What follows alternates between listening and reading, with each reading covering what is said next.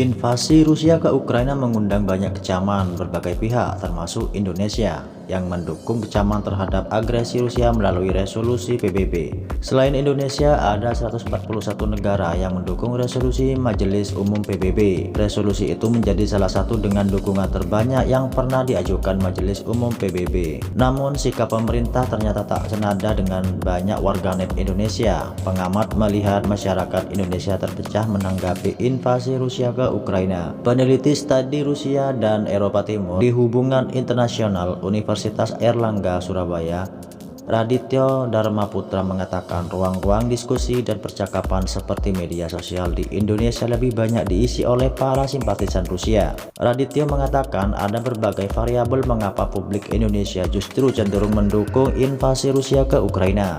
Yang pertama adalah keberpihakan politik masyarakat Indonesia yang anti Amerika Serikat dan anti Barat. Sentimen itu timbul setelah agresi Amerika di negara-negara Timur Tengah saat masa War of Terror atau Perang Melawan Terorisme yang dimulai sejak September 2001 silam. Masyarakat lebih anti Amerika dan anti Barat, kata Radit saat berbincang dengan CNNindonesia.com Kamis 10 Maret. Hal itu, kata Radit, membuat masyarakat Indonesia lebih berpihak pada Rusia. Masyarakat menganggap siapapun yang berseberangan dengan Amerika maka dialah yang harus dibela. Hal itu, kata Radit, membuat masyarakat Indonesia lebih berpihak kepada Rusia. Masyarakat menganggap siapapun yang berseberangan dengan Amerika maka dialah yang harus dibela.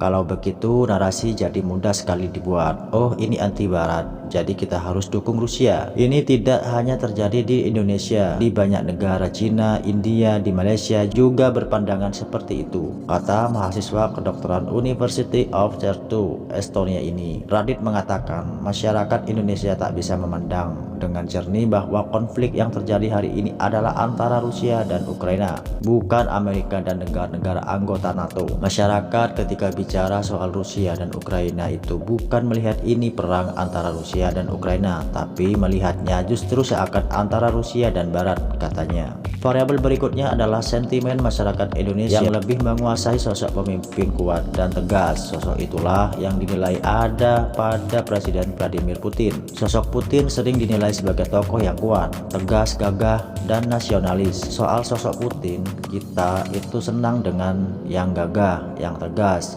Jadi maunya pemimpin nasionalis, ujar Radit. Masyarakat menurut Radit cenderung menyamakan sosok Putin dengan Presiden pertama RI Soekarno yang sama-sama tegas, serta tokoh militer Prabowo Subianto. Dilihat dari popularitas Prabowo Subianto pada 2 pemilu lalu yang menampilkan citra tegas, menunggang kuda. Citra-citra semacam itu yang disukai masyarakat Indonesia, ucapnya. Hal itu pula, kata Radit, menjadikan masyarakat Indonesia menganggap sosok Putin lebih gagah dan tegas ketimbang Presiden Ukraina Volodymyr Zelensky yang merupakan mantan komedian. Yang muncul Putin adalah mantan intelijen, sementara Presiden Ukraina komedian. Seakan-akan kalau mantan intelijen lebih bisa jadi pemerintah, sementara komedian jadi presiden kan dianggap negaranya enggak benar, tutupnya. Beberapa tahun terakhir, kanal-kanal media dan publikasi Rusia kerap menampilkan citra bahwa Rusia begitu dekat dan bersahabat dengan Islam. Salah satunya adalah dengan dipublikasikannya tokoh Muslim Ramzan Kadyrov yang diangkat Putin menjadi presiden Chechnya, negara bagian di Rusia. Pemimpin Chechnya, Ramzan Kadyrov misalnya, ia dipotret sebagai tokoh yang sangat dekat dengan Islam, padahal otoriter sebenarnya, kata dia. Nama Ramzan begitu masyhur di kalangan Muslim seiring sorotan media-media, termasuk media Indonesia.